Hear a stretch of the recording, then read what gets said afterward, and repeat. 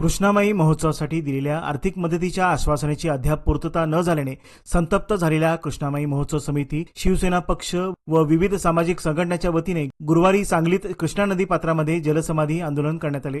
प्रशासनाचं महापालिका प्रशासनाचं महापालिका प्रशासनाचं जय भवानी जय शिवाजी जय भवानी जय शिवाजी। करायचं काय खाली डोकं वर पाय। या आंदोलनाचे नेतृत्व शिवसेनेचे जिल्हा प्रमुख महेश चंडाळे यांनी केले होते। आरेविन पुलाजवळील कृष्णा नदी पात्रात शिवसेनेचे कार्यकर्ते, महोत्सव समिती सदस्य आणि अन्य पदाधिकाऱ्यांनी उतरून निषेध नोंदविला। आंदोलनकर्त्यांनी महापालिका प्रशासनाच्या आणि तत्कालीन अधिकाऱ्यांच्या भूमिकेचा तीव्र शब्दात निषेध केला। कृष्णामाई महोत्सव संपल्यानंतर 4 महिने उलटून गेले तरी अद्याप महापालिकेने निधी अदा केलेला नाही। याआधी अनेक वेळा निवेदने दिली, परंतु केवळ आश्वासनावरच थातुरमातुर उत्तर दिलं जात आहे। प्रशासनाने दिलेला शब्द पाळावा, अन्यथा हे आंदोलन आणखी तीव्र करण्यात येईल असा इशारा चंडाळे यांनी दिला आहे। दरम्यान या आंदोलनात एक संतप्त आंदोलक अचानक कृष्णा नदी पात्रामध्ये उडी मारून आत्महत्या करण्याचा प्रयत्न करत असल्याचे पाहायला मिळाले। यामुळे घटनास्थळी मोठी खळबळ उडाली। तात्काळ उपस्थित पोलीस आणि तैनात बचाव पथकाने त्या आंदोलकास बाहेर काढत त्याचा जीव वाचवला। या आंदोलनामुळे महापालिका प्रशासनाच्या भूमिकेवर पुन्हा एकदा प्रश्नचिन्ह निर्माण झाले असून निधी वितरणाचा विषय ऐरणीवर आला आहे। प्रशासनाने याबाबत तातडीने निर्णय घ्यावा अशी मागणीही आंदोलकांनी केली आहे।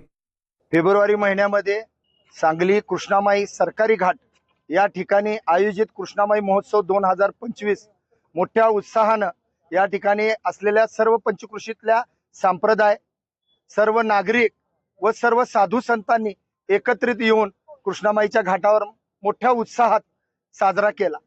खऱ्या अर्थानं याचं सगळं आयोजनाची जबाबदारी या ठिकाणी महापालिकेनं उचलली होती।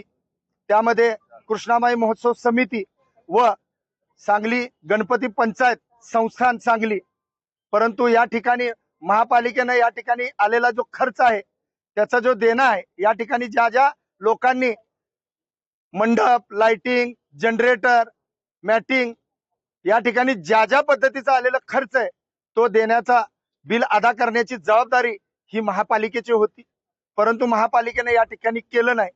त्याचं कुटील राजकारण यामध्ये त्यांनी केलं। गेल्या 6 महिने सातत्यानं कृष्णामाई पुत्र या नात्यानं मी यामध्ये प्रयत्न करतोय। सन्माननीय मंत्री महोदयांनी 2 ते 3 वेळा यामध्ये फोन केला। सन्माननीय नियोजन मंडळाचे अध्यक्ष राज्याचे त्यांनी यामध्ये फोन केला, परंतु तरी सुद्धा या मस्तवान अधिकाऱ्यांनी या ठिकाणी दिलेला शब्द पाळला नाही। अहो, कृष्णामाई ही सांगलीची अस्मिता आहे आणि या सांगलीची यात्रा जत्रा, या सांगलीकरांसाठी केलेलं हे आयोजन, या कृष्णामाईसाठी केलेलं हे आयोजन, या सगळ्यांना नजरअंदाज करत या ठिकाणी चुकीच्या पद्धतीनं महापालिका वागते। खऱ्या अर्थाने यामध्ये कोणत्या पद्धतीचं प्रस्थापितांचं राजकारण आहे हे माझ्या संपूर्णतः लक्षात आलेलं आहे, परंतु त्या राजकारणाला वेळीच धडा शिकवल्याशिवाय मी राहणार नाही।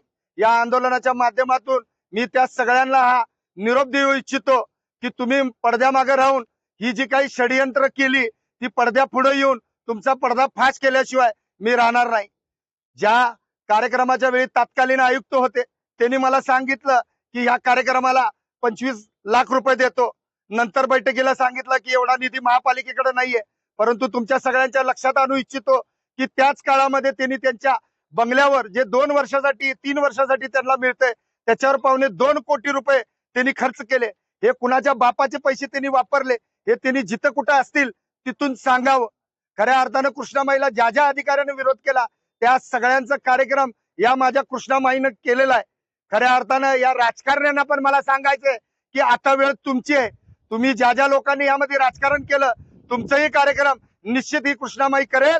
गेल्या अनेक दिवसापासून ही तहानली होती, तिची तहान या सांगलीकरांनी भागवलेली आहे, म्हणून एवढ्या भर पावसात एवढ्या वाईट परिस्थितीत सुद्धा कृष्णामाईनं आपलं येणारं महारुद्र अवतार थांबवलेला आहे।